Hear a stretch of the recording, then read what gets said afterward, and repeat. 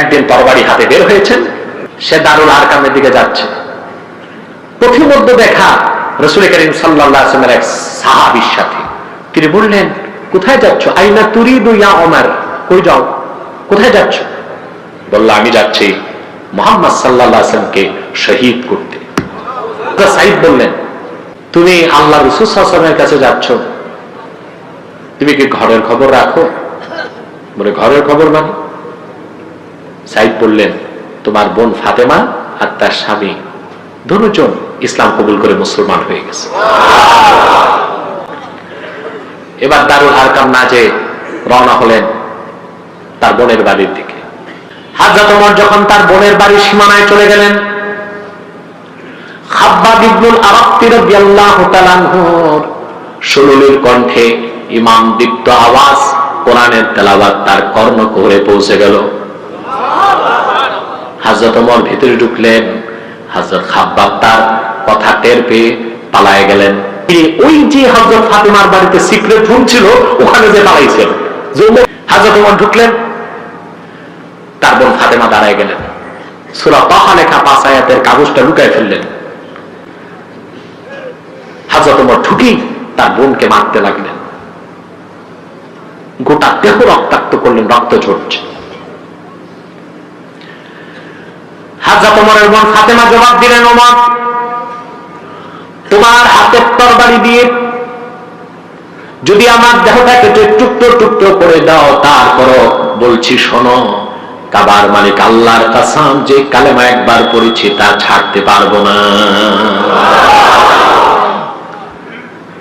হযরত ওমর বললেন, কিসের প্রবল আকর্ষণে বাপ-দাদার ধর্ম ছেড়ে দিলা, আর জীবন দিয়ে হলেও সে ইসলামের উপর থাকবা, কি পাইছো?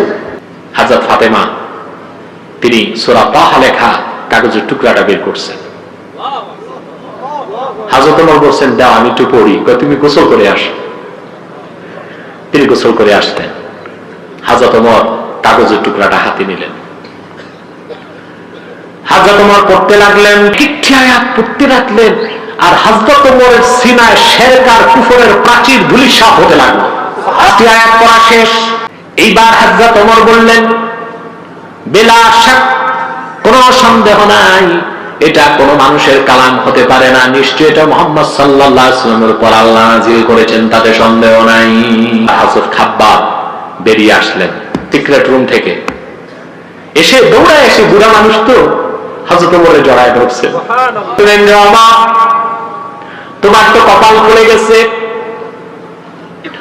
গতকাল আমি দেখেছি আল্লাহর হাবিব কাবার চত্বরে আল্লাহর কাছে দোয়া করে বলছেন, রব্বুল আলামিন, ইসলামের সাহায্যের জন্য তুমি আবু জাহেল কিংবা ওমর ইবনুল খাত্তাব দুইজনের একজনের জন্য ইসলামের দরজা খুলে দাও। রে আমার আবু জাহেলের জন্য দোয়া কবুল হয় নাই, আল্লাহ তাআলা তুমি ওমরের জন্য রাসূলুল্লাহর দোয়াকে মঞ্জুর করে ফেলেছেন। হযরত ওমর বললেন, আমার আর সহ্য হচ্ছে না, আল্লাহর হাবিবের কাছে যেতে মন চায়।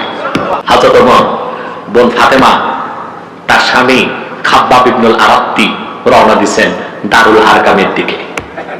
কাছে যাওয়ার পর দেখেন আমিরে হামজা খোলা তরবারি নিয়ে দাঁড়ায় আছে পাহারায়।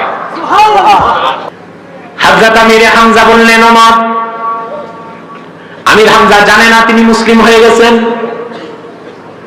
সিংহের মতো গর্জন করে বললেন, রে ওমর, সদিচ্ছা যদি থাকে রাসূলুল্লাহর কদমে যাবার জন্য দরজা ছেড়ে দিব, আর যদি তোমার ইচ্ছায় কোনো ভিন্ন কিছু থাকে, আল্লাহর কসম আমি হামজার তরবারি তোমার গর্দান কেটে দিবে।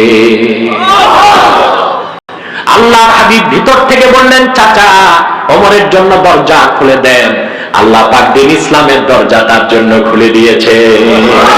হযরত ওমর ভিতরে ঢুকছেন, রাসূল করিম সাল্লাল্লাহু আলাইহি ওয়াসাল্লামের সামনে দাঁড়িয়েছেন। আবু দাউদ শরীফের হাদিস, ওমরে যেখানে মানুষ কোয়ারের যে ফিতাটা বাঁধে, রাসূল করিম সাল্লাল্লাহু আলাইহি ওয়াসাল্লাম ওনার নূরের আঙ্গুলে একটু আঘাত করলেন কোমরে হযরত ওমরের। হযরত ওমর কাঁপতে লাগছে।